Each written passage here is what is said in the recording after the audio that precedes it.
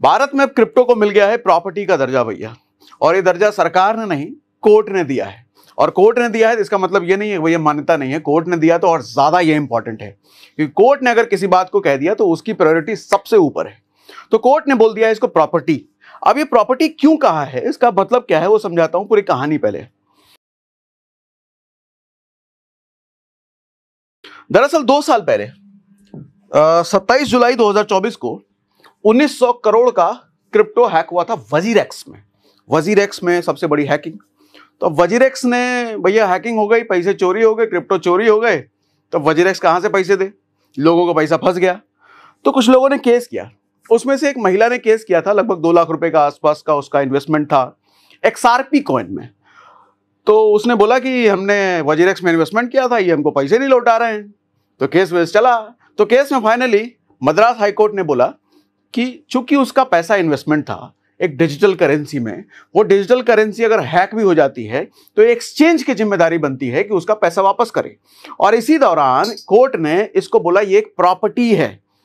अच्छा, जो वजीरेक्स के तरफ से दलील आई थी, उनकी तरफ से एक लाइन ये भी कही गई थी कि ये जो इन्वेस्टर्स हैं ये यूजर हैं, ये क्रिप्टो के मालिक नहीं है।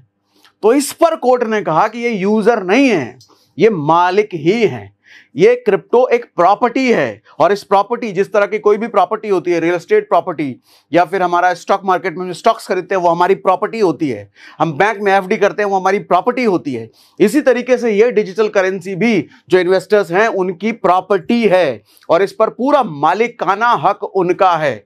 अब इससे हुआ क्या प्रॉपर्टी कहने के बाद, जरा ये समझिएगा, जब किसी चीज को आपकी प्रॉपर्टी, आपका मालिकाना हक कोर्ट ने कह दिया, मतलब एक रूल बन गया ये, तो अब कल को उस प्रॉपर्टी को छीनने की कोई कोशिश करता है आपसे, या कहता है कि भैया प्रॉपर्टी चोरी हो गई, आपने वजीरेक्स जैसे किसी भी एक्सचेंज पर, आज के समय में जितने एक्सचेंजेस चल रहे हैं, किसी एक्सचेंज पर आपने अपना क्रिप्टो ले रखा है, कुछ पैसे इन्वेस्ट कर रखे हैं, कल को उस एक्सचेंज पर हैकिंग हो जाती है, उसका क्रिप्टो चोरी हो जाता है, तो एक्सचेंज ये नहीं कह सकता कि भैया हमारा क्रिप्टो चोरी हो गया, तुम्हारा पैसा भी गया, और ये कह करके आपका पैसा ब्लॉक कर दे, वो एक्सचेंज रोक दे आपको देने से, आपको मना कर दे।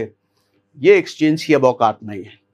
हाईकोर्ट ने बोल दिया है कि अब मालिकाना हक यूजर का है। तो इससे फायदा इन्वेस्टर्स को यह होता है कि अभी तक चूंकि क्रिप्टो लीगल तो हो चुका है, सरकार टैक्स तो ले रही है, लेकिन अभी तक इसको रेगुलेट नहीं किया गया। रेगुलेट करने का मतलब इसके लिए नियम कानून अभी तक नहीं बनाए गए। इन्वेस्टर्स में एक डर होता है कि मैंने पैसा तो एक्सचेंज पर रख दिया, क्रिप्टो में इन्वेस्ट तो कर दिया, कल को एक्सचेंज ही ना रहे, फिर हैकिंग हो गई कोई वजीरेक्स की तरह, मेरा पैसा जाएगा कहां? एक बड़ा सवाल बना हुआ था। तो हाईकोर्ट ने यह क्लियर कर दिया कि कल को अगर दोबारा से ऐसी हैकिंग किसी भी एक्सचेंज पर होती है तो आपके पैसे की पूरी जिम्मेदारी इस एक्सचेंज पर है। एक्सचेंज देगा आपका पैसा, और अगर एक्सचेंज नहीं देता तो आप भारत में कोर्ट का दरवाजा खटखटा सकते हैं भैया। और इससे पहले अभी तक यह नहीं था। दिक्कत यह थी कि हमने पैसा एक्सचेंज पर रख दिया, इन्वेस्ट कर दिया, कल को कुछ हुआ तो हम कहां जाएं, यह सवाल ही बना हुआ था। इसी को कहते हैं अभी तक रेगुलेटेड नहीं था, लेकिन चूंकि ये रूल आ गया, सरकार ने कोर्ट ने कह दिया, अब जिम्मेदारी पूरी एक्सचेंज की बनती है। इससे फायदा यह हुआ कि अभी तक इन्वेस्टर्स, देखो क्रिप्टो को ग्रे मार्केट एरिया कहते हैं, चूंकि रेगुलेटेड नहीं है ना। यूएस में रेगुलेट हो गया, अलग अलग देशों में रेगुलेशंस आ ही रहे हैं।